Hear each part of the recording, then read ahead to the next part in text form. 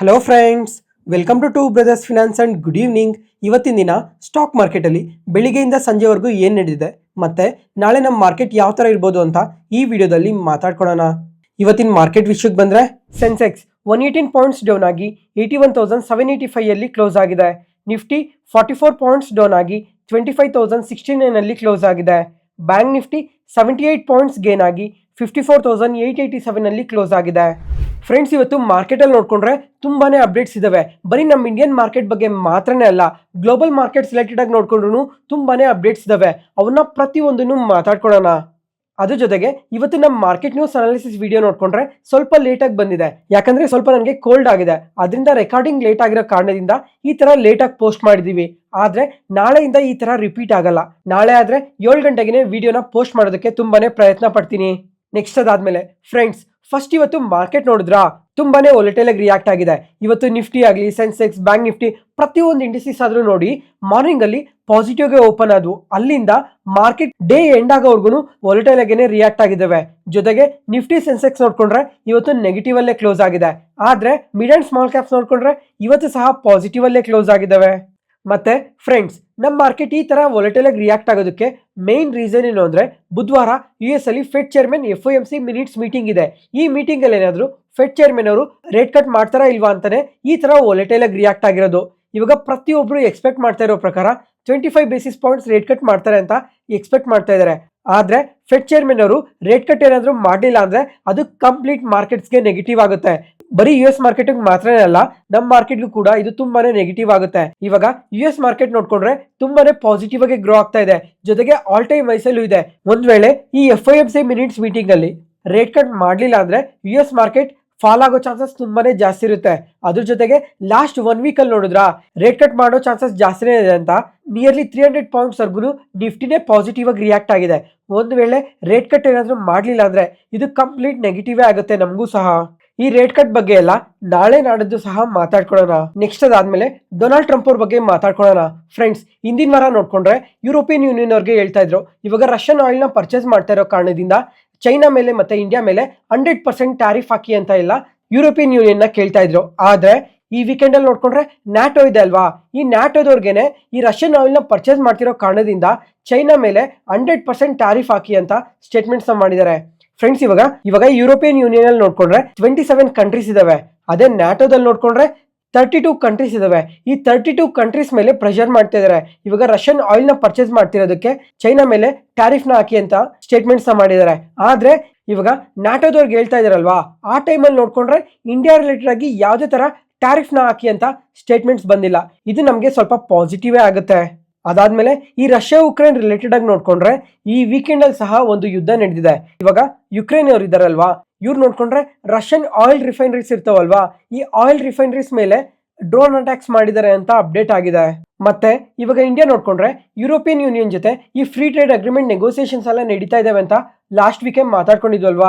ಇವಾಗ 13th round negotiation complete ಆಗಿದೆ. ಮತ್ತೆ 14th ರೌಂಡ್ ನೆಗೋಸಿಯೇಷನ್ಸ್ ಏನಿದೆ ಇದು ಅಕ್ಟೋಬರ್ ಫಸ್ಟ್ ವೀಕ್ ಅಲ್ಲಿ ಅಂದ್ರೆ 6ನೇ ತಾರೀಕಿಂದ 10ನೇ ತಾರೀಕು ಮಧ್ಯ ಈ ನೆಗೋಸಿಯೇಷನ್ ಶುರು ಆಗುತ್ತೆ ಅಂತ ಫಿನಾನ್ಷಿಯಲ್ ಪ್ಲಾಟ್ಫಾರ್ಮ್ಸ್ ಅಲ್ಲಿ ಅಪ್ಡೇಟ್ ಆಗಿದೆ. ಮತ್ತೆ ಈ ಫ್ರೀ ಟ್ರೇಡ್ ಅಗ್ರಿಮೆಂಟ್ ಎಲ್ಲ ಈ ಇಯರ್ ಎಂಡ್ಗೆಲ್ಲ ಕಂಪ್ಲೀಟ್ ಆಗುತ್ತೆ ಅಂತ ಕೂಡ ಅಪ್ಡೇಟ್ ಮಾಡಿದ್ದಾರೆ. ಮತ್ತೆ ಫ್ರೆಂಡ್ಸ್, ಇನ್ನೊಂದು ಇಂಪಾರ್ಟೆಂಟ್ ಥಿಂಗ್ ಏನು ಅಂತಂದ್ರೆ, ನಾಳೆ US ಚೀಫ್ ನೆಗೋಷಿಯೇಟರ್ ಯಾರಿದ್ದಾರೆ ಅವರು ನಮ್ಮ ಇಂಡಿಯಾಗೆ ಇವತ್ತು ರಾತ್ರಿ ಬರ್ತಾ ಇದ್ದಾರೆ. ಅದಕ್ಕೋಸ್ಕರ ನಾಳೆ ಈ ಇಂಡಿಯಾ ಮತ್ತೆ US ರಿಲೇಟೆಡ್ ಆಗಿ ಈ ಟ್ರೇಡ್ ಡೀಲ್ ನಾಳೆ ಶುರು ಆಗುತ್ತೆ. ನೋಡೋಣ ಇವಾಗ ಈ ಟ್ರೇಡ್ ಡೀಲ್ ರಿಲೇಟೆಡ್ ಆಗಿ ಇನ್ನ ಏನ್ ಅಪ್ಡೇಟ್ಸ್ ಬರ್ತವೆ ಅಂತ. ಒಂದ್ ವೇಳೆ ನಾಳೆ ನಮ್ಮ ಇಂಡಿಯಾ ರಿಲೇಟೆಡ್ ಆಗಿ ಏನಾದ್ರು ಈ ಟ್ರೇಡ್ ಡೀಲ್ ಬಗ್ಗೆ ಏನಾದ್ರು ಒಂದು ಪಾಸಿಟಿವ್ ಅಪ್ಡೇಟ್ ಬಂದ್ರೂ ಸಹ ನಮ್ಮ ಮಾರ್ಕೆಟ್ ನಾಳೆ ಸಹ ಪಾಸಿಟಿವ್ ಆಗಿ ರಿಯಾಕ್ಟ್ ಆಗೋ ಚಾನ್ಸಸ್ ಜಾಸ್ತಿನೇ ಇರುತ್ತೆ. ಇವಾಗ ಈ ಮೀಟಿಂಗ್ ನಾಳೆ ಶುರು ಆಗುತ್ತೆ, ಅದು ಡೆಲ್ಲಿಯಲ್ಲಿ ಈ ಮೀಟಿಂಗ್ ನಡೆಯೋದು. ನೋಡೋಣ ನಾಳೆ ನಮ್ಮ ಮಾರ್ಕೆಟ್ ಟೈಮಲ್ಲಿ ಏನಾದ್ರು ಒಂದ್ ಸ್ವಲ್ಪ ಪಾಸಿಟಿವ್ ಅಪ್ಡೇಟ್ಸ್ ಬರ್ತಾವ ಅಂತ. ಮತ್ತೆ ಫ್ರೆಂಡ್ಸ್, ಇವಾಗ ಮಾರ್ಕೆಟ್ ಅಲ್ಲಿ ನೋಡ್ಕೊಂಡ್ರೆ ತುಂಬಾನೇ ಅಪ್ಡೇಟ್ಸ್ ಇದಾವೆ. ಅವನ್ನ ಪ್ರತಿ ಒಂದಿನೂ ಕ್ಲಿಯರ್ ಆಗಿ ಮಾತಾಡ್ಕೊಂಡು ಹೋಗೋಣ. ಈ ತರ ಕಾಂಪ್ಲಿಕೇಟೆಡ್ ಇನ್ಫಾರ್ಮೇಶನ್ ಎಲ್ಲ ಸಿಂಪ್ಲಿಫೈ ಮಾಡಿ ನಿಮ್ ಮುಂದೆ ತರ್ತಾ ಇದೀವಲ್ಲ. ಯಾವುದೇ ಪಾಯಿಂಟ್ ಅಲ್ಲಿ ನಾನು ಹೇಳೋ ಇನ್ಫಾರ್ಮೇಶನ್ ನಿಮ್ಗೆ ಯೂಸ್ಫುಲ್ ಅನ್ಸಿದ್ರೆ ಈ ವಿಡಿಯೋನ ಲೈಕ್ ಮಾಡಿ. ಮತ್ತೆ ನಿಮ್ಮ ಫ್ರೆಂಡ್ಸ್ ಅಲ್ಲಿ ಯಾರಿಗಾದ್ರೂ ಸ್ಟಾಕ್ ಮಾರ್ಕೆಟ್ ಬಗ್ಗೆ ಇಂಟ್ರೆಸ್ಟ್ ಇರೋರಿಗೆ ಈ ವಿಡಿಯೋಸ್ನ ಶೇರ್ ಮಾಡಿ. Next market key updates. First ಇವಾಗ ಈ ಡಿಫೆನ್ಸ್ ಕಂಪನೀಸ್ ಬಗ್ಗೆ ಮಾತಾಡ್ಕೊಳ್ಳೋಣ. ಫ್ರೆಂಡ್ಸ್, ಶುಕ್ರವಾರ ನೋಡಿದ್ರಾ ನಮ್ಮ ಮಾರ್ಕೆಟ್ ಅಲ್ಲಿ ಈ ಡಿಫೆನ್ಸ್ ಕಂಪನೀಸ್ ಎಲ್ಲ ತುಂಬಾನೇ ಪಾಸಿಟಿವ್ ಆಗಿ ರಿಯಾಕ್ಟ್ ಆಗಿದ್ವು. ಈ ಡಿಫೆನ್ಸ್ ಇಂಡೆಕ್ಸ್ ನೋಡ್ಕೊಂಡ್ರೆ ಎಬೋ 3% ಪಾಸಿಟಿವ್ ಆಗಿ ರಿಯಾಕ್ಟ್ ಆಗಿತ್ತು. ಅದಾದ್ಮೇಲೆ ಈ ಡಿಫೆನ್ಸ್ ಕಂಪನೀಸ್ ನೋಡ್ಕೊಂಡ್ರೆ ಪ್ರತಿಯೊಂದು ಕಂಪನಿನೂ 3 to 5% ವರೆಗೂ ಪಾಸಿಟಿವ್ ಆಗಿ ರಿಯಾಕ್ಟ್ ಆಗಿದ್ವು. ಇದಕ್ಕೆ ರೀಸನ್ಸ್ ಏನು ಅಂತ ಮಾತಾಡ್ಕೊಳ್ಳೋಣ. ಅದ್ರ ಜೊತೆಗೆ ಇವತ್ತು ನಮ್ಮ ಮಾರ್ಕೆಟ್ ಓಪನಿಂಗ್ ಟೈಮ್ ಅಲ್ಲಿ ನೋಡ್ಕೊಂಡ್ರು ಅಷ್ಟೇ ಈ ಡಿಫೆನ್ಸ್ ಕಂಪನೀಸ್ ಎಲ್ಲ ಅದೇ ತರ ಪಾಸಿಟಿವ್ ಆಗಿ ರಿಯಾಕ್ಟ್ ಆಗಿದ್ವು. ಜೊತೆಗೆ ಈ ಕಂಪನೀಸ್ ಅಲ್ಲಿ ಸ್ವಲ್ಪ ಇವತ್ತು ಪ್ರಾಫಿಟ್ ಬುಕಿಂಗ್ ಕೂಡ ನಡೆದಿದೆ. ಇವಾಗ ಲಾಸ್ಟ್ 2-3 ಸೆಷನ್ಸ್ ಅಲ್ಲಿ ಯಾಕೆ ಪಾಸಿಟಿವ್ ಆಗಿ ರಿಯಾಕ್ಟ್ ಆಗಿರೋದು ಅಂತ ಮಾತಾಡ್ಕೊಳ್ಳೋಣ. ಮೊದಲನೇದಾಗಿ ನಮ್ಮ ಇಂಡಿಯನ್ ಗೌರ್ಮೆಂಟ್ ನೋಡ್ಕೊಂಡ್ರೆ ಈ ರಫೇಲ್ ಜೆಟ್ಸ್ ಇರ್ತಾವಲ್ವಾ, ಅದನ್ನು ಈ ಮೇಡ್ ಇನ್ ಇಂಡಿಯಾ ರಫೇಲ್ ಜೆಟ್ಸ್ಗೋಸ್ಕರ 2 ಲಕ್ಷ ಕೋಟಿ ವರ್ತ್ ಆಫ್ ಆರ್ಡರ್ ಬರೋ ಚಾನ್ಸಸ್ ಇದೆ ಅಂತ ಮೆನ್ಷನ್ ಮಾಡಿದ್ದಾರೆ. ಅದರಿಂದ ಹಿಂದೂಸ್ತಾನ್ ಏರೋನಾಟಿಕ್ಸ್ ನೋಡ್ಕೊಂಡ್ರೆ ಇದು ತುಂಬಾನೇ ಪಾಸಿಟಿವ್ ಆಗುತ್ತೆ. ಅದಾದ್ಮೇಲೆ ಈ MTR ಟೆಕ್ನಾಲಜೀಸ್ ಇದೆ ಅಲ್ವಾ, ಈ ಕಂಪನಿ ನೋಡ್ಕೊಂಡ್ರು ತುಂಬಾನೇ ಪಾಸಿಟಿವ್ ಆಗಿ ರಿಯಾಕ್ಟ್ ಆಗಿದೆ. ಈ ಬ್ಲೂಮ್ ಎನರ್ಜಿ ಕಾರ್ಪೊರೇಷನ್ ಅನ್ನೋದೊಂದು ಕಂಪನಿ ಇದೆ. ಈ ಕಂಪನಿಯಿಂದ 386 crores ವರ್ತ್ ಆಫ್ ಆರ್ಡರ್ಸ್ ಬಂದಿದೆ. ಅದರಿಂದನೇ ಪಾಸಿಟಿವ್ ಆಗಿ ರಿಯಾಕ್ಟ್ ಆಗಿರೋದು. ನೆಕ್ಸ್ಟ್ ಅದಾದ್ಮೇಲೆ HFCL ಈ ಕಂಪನಿ ಆದ್ರೆ 1000 acres ಅಲ್ಲಿ ಡಿಫೆನ್ಸ್ ಮ್ಯಾನುಫ್ಯಾಕ್ಚರಿಂಗ್ ಫೆಸಿಲಿಟಿನ ಡೆವಲಪ್ ಮಾಡ್ತಾ ಇದ್ದಾರೆ, ಅದನ್ನು ಆಂಧ್ರ ಪ್ರದೇಶಲ್ಲಿ. ಅದಾದ್ಮೇಲೆ ಇವಾಗ ಅಪೋಲೋ ಮೈಕ್ರೋಸಿಸ್ಟಮ್, GRSE, ಪರಾಸ್ ಡಿಫೆನ್ಸ್ ಈ ಕಂಪನೀಸ್ ನೋಡ್ಕೊಂಡ್ರು ಅಷ್ಟೇ ಈ ರೀಸೆಂಟ್ ಟೈಮ್ ಅಲ್ಲಿ ಹೊಸ MOUs ಎಲ್ಲ ಮಾಡ್ಕೊಂತ ಬರ್ತಾ ಇದ್ದಾರೆ. ಜೊತೆಗೆ ಹೊಸ ಕಾಂಟ್ರಾಕ್ಟ್ಸ್ ಎಲ್ಲ ವಿನ್ ಆಗ್ತಾ ಇದ್ದಾರೆ ಡೊಮೆಸ್ಟಿಕಲಿ ಮತ್ತೆ ಎಕ್ಸ್ಪೋರ್ಟ್ ರಿಲೇಟೆಡ್ ಆಗಿ. ಅದರಿಂದನೇ ಈ ಕಂಪನೀಸ್ ನೋಡ್ಕೊಂಡ್ರು ತುಂಬಾನೇ ಪಾಸಿಟಿವ್ ಆಗಿ ರಿಯಾಕ್ಟ್ ಆಗ್ತಾ ಇರೋದು. ಇವಾಗ ಅಪೋಲೋ ಮೈಕ್ರೋಸಿಸ್ಟಮ್ ಬಗ್ಗೆ ರೀಸೆಂಟ್ ಟೈಮ್ ಅಲ್ಲೇ ಮಾತಾಡ್ಕೊಂಡಿದ್ವಿ. ಈ ಕಂಪನಿ ನೋಡ್ಕೊಂಡ್ರೆ ಲಾಸ್ಟ್ 1 ಮಂತ್ ಅಲ್ಲಿ 70% ರ್ಯಾಲಿ ಆಗಿದೆ. ಮತ್ತೆ ಫ್ರೆಂಡ್ಸ್, ರೀಸೆಂಟ್ ಆಗಿ ನಮ್ಮ ಸಬ್ಸ್ಕ್ರೈಬರ್ ಒಬ್ರು ಈ ಅಪೋಲೋ ಮೈಕ್ರೋಸಿಸ್ಟಮ್ ಅಲ್ಲಿ ಇನ್ವೆಸ್ಟ್ ಮಾಡ್ಬೋದಾ ಅಂತ ಕೇಳಿದ್ರು. ಫ್ರೆಂಡ್ಸ್, ಇವಾಗ ಇದೊಂದೇ ಕಂಪನಿ ಅಂತಾನೆ ಅಲ್ಲ, ಈ ಯಾವುದೇ ಡಿಫೆನ್ಸ್ ಕಂಪನಿ ನೋಡ್ಕೊಂಡ್ರು ವ್ಯಾಲ್ಯೂಷನ್ ಪ್ರಕಾರ ತುಂಬಾನೇ ಎಕ್ಸ್ಪೆನ್ಸಿವ್ ಅಲ್ಲಿ ಇದಾವೆ. ಯಾಕಂದ್ರೆ ಲಾಸ್ಟ್ 6 to 8 ಮಂತ್ಸ್ ಅಲ್ಲಿ ನೋಡ್ಕೊಂಡ್ರೆ ತುಂಬಾನೇ ರ್ಯಾಲಿ ಆಗಿದ್ದಾವೆ. ಅದಕ್ಕೋಸ್ಕರ ಯಾರಾದ್ರೂ ಲಾಂಗ್ ಟರ್ಮ್ ಪರ್ಸ್ಪೆಕ್ಟಿವ್ ಅಲ್ಲಿ SIP ಮುಖಾಂತರ ಏನಾದ್ರು ಇನ್ವೆಸ್ಟ್ ಮಾಡೋಂಗಿದ್ರೆ ಅವ್ರಿಗೆ ಇದು ಸರಿ ಹೋಗುತ್ತೆ ಹೊರತು ಇವಾಗ ಏನೋ ನೆಕ್ಸ್ಟ್ 1 or 2 ಮಂತ್ಸ್ ಅಲ್ಲಿ ಇನ್ನ ತುಂಬಾ ಪಾಸಿಟಿವ್ ಆಗಿ ರಿಯಾಕ್ಟ್ ಆಗ್ತವೆ ಆ ತರ ಬೇಸಿಸ್ ಅಲ್ಲಿ ಯಾರಾದ್ರೂ ಇನ್ವೆಸ್ಟ್ ಮಾಡ್ತಾ ಇದ್ರೆ ಸ್ವಲ್ಪ ಹುಷಾರಾಗಿರಿ. ಯಾಕಂದ್ರೆ ಇವಾಗ ನಮ್ಮ ಮಾರ್ಕೆಟ್ ಅಲ್ಲಿ ನೋಡ್ಕೊಂಡ್ರು ತುಂಬಾನೇ ಅನ್ಸರ್ಟಿನಿಟೀಸ್ ಇದಾವೆ. ಅದ್ರ ಜೊತೆಗೆ ಗ್ಲೋಬಲ್ ಅನ್ಸರ್ಟಿನಿಟೀಸ್ ಕೂಡ ಜಾಸ್ತಿನೇ ಇದಾವಲ್ವಾ. ಜೊತೆಗೆ ನೆಕ್ಸ್ಟ್ ಮಂತ್ ಅಲ್ಲಿ Q2 ರಿಸಲ್ಟ್ಸ್ ಕೂಡ ಶುರು ಆಗುತ್ತೆ. ಯಾವಾಗ ಮಾರ್ಕೆಟ್ ಯಾವ ತರ ಟರ್ನ್ ಆಗುತ್ತೆ ಅಂತ ಯಾರನ್ನು ಹೇಳಕ್ಕಾಗಲ್ಲ. ಅದಕ್ಕೋಸ್ಕರ ನೋಡ್ಕೊಂಡು ಯೋಚನೆ ಮಾಡಿ ಇನ್ವೆಸ್ಟ್ ಮಾಡಿ. ನೆಕ್ಸ್ಟ್ ಅದಾದ್ಮೇಲೆ DCX ಸಿಸ್ಟಮ್ಸ್ ಈ ಕಂಪನಿ ನೋಡ್ಕೊಂಡ್ರು ಇವತ್ತು ನಮ್ಮ ಮಾರ್ಕೆಟ್ ಓಪನಿಂಗ್ ಟೈಮ್ ಅಲ್ಲಿ ನಿಯರ್ಲಿ 4 to 5% ವರೆಗೂ ಪಾಸಿಟಿವ್ ಆಗಿ ರಿಯಾಕ್ಟ್ ಆಗಿದೆ. ಯಾಕಂದ್ರೆ ಈ ಕಂಪನಿ ಈ ತಮಿಳುನಾಡು ಗೌರ್ಮೆಂಟ್ ಜೊತೆ ಒಂದು MOU ಸೈನ್ ಮಾಡ್ಕೊಂಡಿದ್ದಾರೆ. ಏನಕ್ಕೋಸ್ಕರ ಅಂತ ನೋಡ್ಕೊಂಡ್ರೆ ಈ ಮೇಕ್ ಇನ್ ಇಂಡಿಯಾ ಭಾಗವಾಗೇನೆ ಈ DCX ಸಿಸ್ಟಮ್ ಅವರು ಒಂದು ಇಸ್ರೇಲ್ ಡಿಫೆನ್ಸ್ ಕಂಪನಿ ಜೊತೆ ಜಾಯಿಂಟ್ ವೆಂಚರ್ ಅಲ್ಲಿ ತಮಿಳುನಾಡಲ್ಲಿ ಒಂದು ಮ್ಯಾನುಫ್ಯಾಕ್ಚರಿಂಗ್ ಫೆಸಿಲಿಟಿನ ಸೆಟಪ್ ಮಾಡ್ತೀವಿ ಅಂತ ಅಪ್ಡೇಟ್ ಮಾಡಿದ್ದಾರೆ. ಈ ಫೆಸಿಲಿಟಿಯಲ್ಲಿ ನೋಡ್ಕೊಂಡ್ರೆ ಇವರು ರೇಡರ್ ಸಿಸ್ಟಮ್ಸ್ ರಿಲೇಟೆಡ್ ಆಗಿ ವರ್ಕ್ ಮಾಡ್ತೀವಿ ಅಂತ ಹೇಳಿದ್ದಾರೆ. ಅದರಲ್ಲೂ ಈ ಫೈರ್ ಕಂಟ್ರೋಲ್ ರೇಡರ್ಸ್ ಆಗಲಿ, ಲ್ಯಾಂಡ್ ರೇಡರ್ಸ್ ಆಗಲಿ, ಈ ತರ ಇನ್ನ ಹಲವಾರು ರೇಡರ್ಸ್ ಇರ್ತವೆ. ಆ ತರ ರೇಡರ್ಸ್ ರಿಲೇಟೆಡ್ ಆಗೆಲ್ಲ ಈ ಫೆಸಿಲಿಟಿಯಲ್ಲಿ ವರ್ಕ್ ಮಾಡ್ತೀವಿ ಅಂತ ಮೆನ್ಷನ್ ಮಾಡಿದ್ದಾರೆ. ಅದರಿಂದನೇ ಈ ತರ ಪಾಸಿಟಿವ್ ಆಗಿ ರಿಯಾಕ್ಟ್ ಆಗಿದ್ದು. ನೆಕ್ಸ್ಟ್ ಅದಾದ್ಮೇಲೆ ಫ್ರೆಂಡ್ಸ್, ಇವತ್ತು ಈ ಫುಡ್ ಡೆಲಿವರಿ ಸೆಗ್ಮೆಂಟ್ ಅಲ್ಲಿ ವರ್ಕ್ ಮಾಡ್ತಿರೋ ಸ್ವಿಗ್ಗಿ ಆಗಲಿ, ಝೊಮ್ಯಾಟೊ ಆಗಲಿ ಈ ಕಂಪನೀಸ್ ಸ್ವಲ್ಪ ವೊಲಟೈಲ್ ಆಗಿ ರಿಯಾಕ್ಟ್ ಆಗಿದ್ದಾವೆ. ಯಾಕಂದ್ರೆ ಈ ಅಮೆಜಾನ್ ಇದೆ ಅಲ್ವಾ, ಈ ಅಮೆಜಾನ್ ಅವ್ರು ಸಹ ಈ ಕ್ವಿಕ್ ಕಾಮರ್ಸ್ ಸೆಗ್ಮೆಂಟ್ ಅಲ್ಲಿ ವರ್ಕ್ ಮಾಡ್ತಾ ಇದ್ದಾರೆ ಅಂತ ಒಂದು 6 to 8 ಮಂತ್ಸ್ ಬ್ಯಾಕ್ ಮಾತಾಡ್ಕೊಂಡಿದ್ವಿ.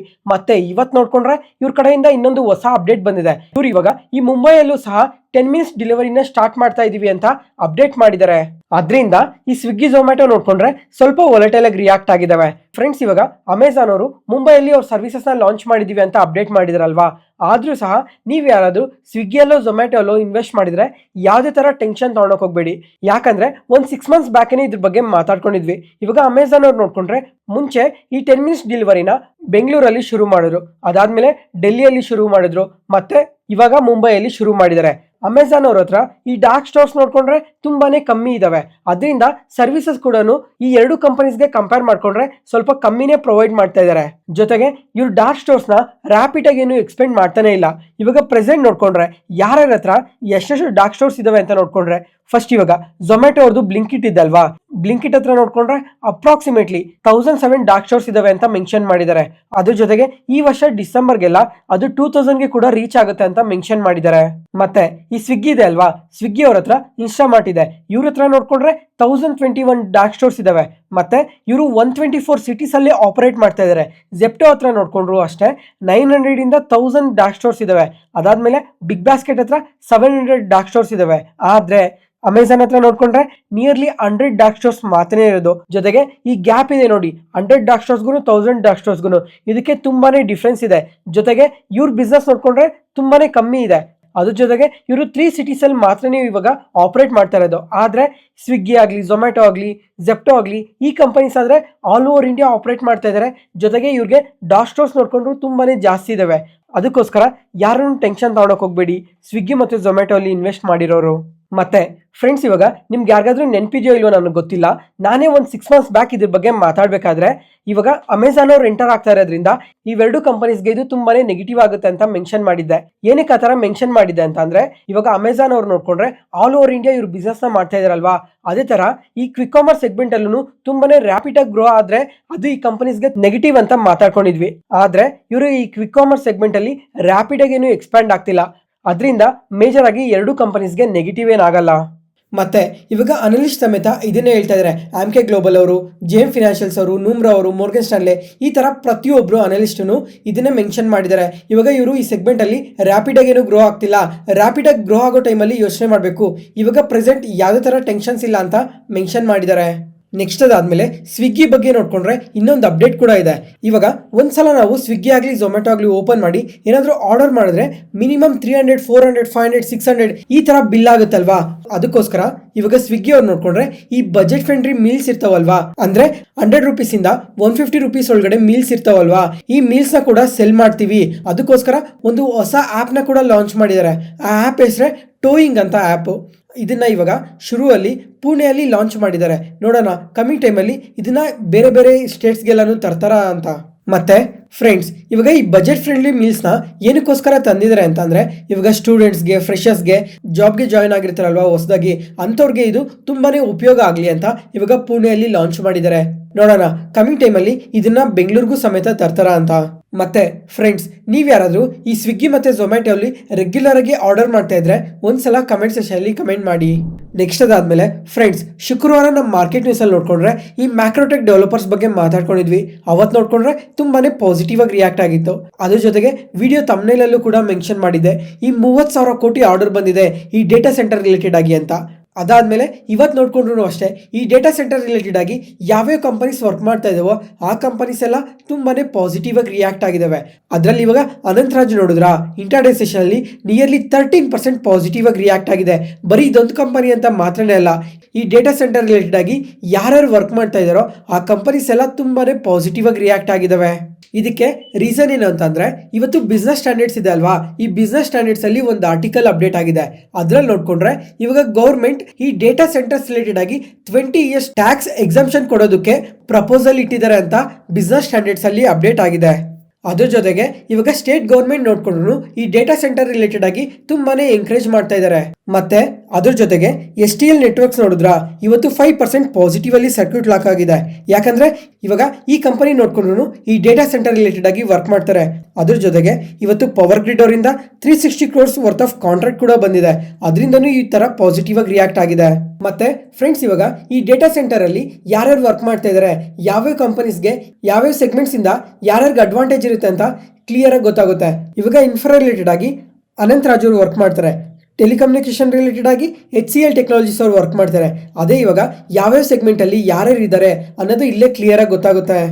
ಮತ್ತೆ ಫ್ರೆಂಡ್ಸ್, ಬರೀ ಇಷ್ಟು ಕಂಪನೀಸ್ ಮಾತ್ರನೇ ಅಲ್ಲ, ಇನ್ನ ತುಂಬಾ ಕಂಪನೀಸ್ ಈ ಡೇಟಾ ಸೆಂಟರ್ ರಿಲೇಟೆಡ್ ಆಗಿ ವರ್ಕ್ ಮಾಡ್ತಾ ಇದ್ದಾರೆ. ಮತ್ತೆ ಯಾರಿಗಾದ್ರೂ ಈ ಡೇಟಾ ಸೆಂಟರ್ ಸೆಗ್ಮೆಂಟ್ ಅಲ್ಲಿ ಇಂಟ್ರೆಸ್ಟ್ ಇದ್ರೆ ಒಂದ್ಸಲ ಕಮೆಂಟ್ ಸೆಕ್ಷನ್ ಅಲ್ಲಿ ಕಮೆಂಟ್ ಮಾಡಿ. ಇನ್ನ ಯಾವ್ಯಾವ ಸೆಗ್ಮೆಂಟ್ ಅಲ್ಲಿ ಯಾರ್ಯಾರು ವರ್ಕ್ ಮಾಡ್ತಾ ಇದ್ದಾರೆ ಅಂತ ಇನ್ನ ಡೀಟೇಲ್ ಆಗಿ ಮಾತಾಡ್ಕೊಳ್ಳೋಣ. ನೆಕ್ಸ್ಟ್ ಅದಾದ್ಮೇಲೆ BSE ಈ ಕಂಪನಿ ನೋಡ್ಕೊಂಡ್ರೆ ಇವತ್ತು ಅಬೌಟ್ 2% ಪಾಸಿಟಿವ್ ಆಗಿ ರಿಯಾಕ್ಟ್ ಆಗಿದೆ. ಮತ್ತೆ ಈ BSE ಬಗ್ಗೆ ಹಿಂದಿನ ವಾರನೇ ತುಂಬಾ ಸಲ ಮಾತಾಡ್ಕೊಂಡಿದ್ವಿ. ಇವಾಗ ಶುಕ್ರವಾರ ನೋಡ್ಕೊಂಡ್ರೆ ಸೆಬಿ ಚೇರ್ಮನ್ ಮೀಟಿಂಗ್ ಇತ್ತು ಈ ವೀಕ್ಲಿ ಕಾಂಟ್ರಾಕ್ಟ್ಸ್ ರಿಲೇಟೆಡ್ ಆಗಿ. ಇವಾಗ ಈ ಮೀಟಿಂಗ್ ಅಲ್ಲಿ ಏನ್ ಅಪ್ಡೇಟ್ ಬಂದಿದೆ ಅಂತ ಅಂದ್ರೆ, ಈ ವೀಕ್ಲಿ ಎಕ್ಸ್ಪೈರಿ ರಿಲೇಟೆಡ್ ಆಗಿ ಯಾವುದೇ ತರ ಚೇಂಜಸ್ ಇಲ್ಲ. ಕಮಿಂಗ್ ಟೈಮ್ ಅಲ್ಲಿ ಇದ್ರ ರಿಲೇಟೆಡ್ ಆಗಿ ಕನ್ಸಲ್ಟೇಷನ್ ಪೇಪರ್ನ ಕೂಡ ರಿಲೀಸ್ ಮಾಡ್ತೀವಿ. ಪ್ರೆಸೆಂಟ್ ಆದ್ರೆ ಈ ವೀಕ್ಲಿ ಎಕ್ಸ್ಪೈರಿ ರಿಲೇಟೆಡ್ ಆಗಿ ಯಾವುದೇ ತರ ಚೇಂಜಸ್ ಇಲ್ಲ ಅಂತ ಅಪ್ಡೇಟ್ ಮಾಡಿದ್ದಾರೆ. ಅದರಿಂದನೇ ಇವತ್ತು BSE ಈ ತರ ಪಾಸಿಟಿವ್ ಆಗಿ ರಿಯಾಕ್ಟ್ ಆಗಿರೋದು. ಮತ್ತೆ ಫ್ರೆಂಡ್ಸ್, ಲಾಸ್ಟ್ ವಿಡಿಯೋದಲ್ಲೇ ಮೆನ್ಷನ್ ಮಾಡಿದ್ದೆ, ಒಂದು ವೇಳೆ ಕಮಿಂಗ್ ಟೈಮಲ್ಲೂ ಈ ವೀಕ್ಲಿ ಎಕ್ಸ್ಪೈರೀಸ್ ಏನಾದರೂ ಸ್ಟಾಪ್ ಮಾಡಿ ಬರೀ ಮಂತ್ಲಿ ಎಕ್ಸ್ಪೈರೀಸ್ ಮಾತ್ರನೇ ಇರುತ್ತೆ ಅಂತ ಏನಾದರೂ ಸೆಬಿ ಅವರು ಏನಾದರೂ ಅಪ್ಡೇಟ್ ಮಾಡಿದ್ರೆ ಅದು BSEಗೆ ನೋಡ್ಕೊಂಡ್ರೆ ತುಂಬಾನೇ ನೆಗೆಟಿವ್ ಆಗುತ್ತೆ. ಅದು ಬಿಟ್ರೆ ಇವಾಗ ಈ ವೀಕ್ಲಿ ಎಕ್ಸ್ಪೈರಿ ಏನಿದೆ, ಈ ವೀಕ್ಲಿ ಎಕ್ಸ್ಪೈರಿನ ತೆಗೆದಾಕಿ ಈ 2 weeks ಅಲ್ಲಿ ಒಂದು ಎಕ್ಸ್ಪೈರಿ ಅಂತ ತಂದ್ರೂ ಅದು BSE ಅವ್ರಿಗೆ ಸ್ವಲ್ಪ ಪಾಸಿಟಿವೇ ಆಗುತ್ತೆ. ಯಾಕಂದ್ರೆ ಇವಾಗ ಎಕ್ಸ್ಪೈರಿ ರಿಲೇಟೆಡ್ ಆಗಿ ಸ್ವಲ್ಪ ಚೇಂಜಸ್ನ ತಂದ್ರಲ್ವಾ, ಟ್ಯೂಸ್ಡೇ ಇಂದ ಥರ್ಸ್ಡೇಗೆಲ್ಲ ಚೇಂಜ್ ಮಾಡಿದ್ರಲ್ವಾ, ಆದ್ರೂ ಸಹ BSEಗೆ ಯಾವುದೇ ತರ ಎಫೆಕ್ಟ್ ಇಲ್ಲ. ಅದರಿಂದ 2 ವೀಕ್ಸ್ ಒನ್ಸ್ ಎಕ್ಸ್ಪೈರಿ ಅಂತ ಅಂದ್ರೂ ಇದು BSE ಅವ್ರಿಗೆ ಯಾವುದೇ ತರ ನೆಗೆಟಿವ್ ಆಗಲ್ಲ ಅಂತ ಅನ್ಕೊಂತಾ ಇದ್ದೀನಿ. ನೋಡೋಣ ಕಮಿಂಗ್ ಟೈಮಲ್ಲಿ ಈ ಎಕ್ಸ್ಪೈರಿ ರಿಲೇಟೆಡ್ ಆಗಿ ಯಾವ ತರ ಚೇಂಜಸ್ ನ ತರ್ತಾರೆ ಅಂತ. ಅದ್ರ ಜೊತೆಗೆ ನೋಡ್ಬೇಕು ಕಮಿಂಗ್ ಟೈಮಲ್ಲಿ ಮಾರ್ಕೆಟ್ ಈ ತರ ವೊಲೆಟೈಲ್ ಆಗಿ ರಿಯಾಕ್ಟ್ ಆಗ್ತಾ ಇದೆ, ಜೊತೆಗೆ ರಿಟೇಲ್ ಟ್ರೇಡರ್ಸ್ ಕೂಡ ತುಂಬಾನೇ ಲಾಸಸ್ ನ ಫೇಸ್ ಮಾಡ್ತಾ ಇದಾರಲ್ವಾ, ಇದ್ರ ರಿಲೇಟೆಡ್ ಆಗೂ ಇನ್ನ ಏನಾದ್ರು ಚೇಂಜಸ್ ತರ್ತಾರಾ ಅಂತ. ನೆಕ್ಸ್ಟ್ ಅದಾದ್ಮೇಲೆ ಫ್ರೆಂಡ್ಸ್, ಇವತ್ತು ಈ ರೈಲ್ವೆ ಸ್ಟಾಕ್ಸ್ ನೋಡಿದ್ರಾ ತುಂಬಾನೇ ಪಾಸಿಟಿವ್ ಆಗಿ ರಿಯಾಕ್ಟ್ ಆಗಿದಾವೆ.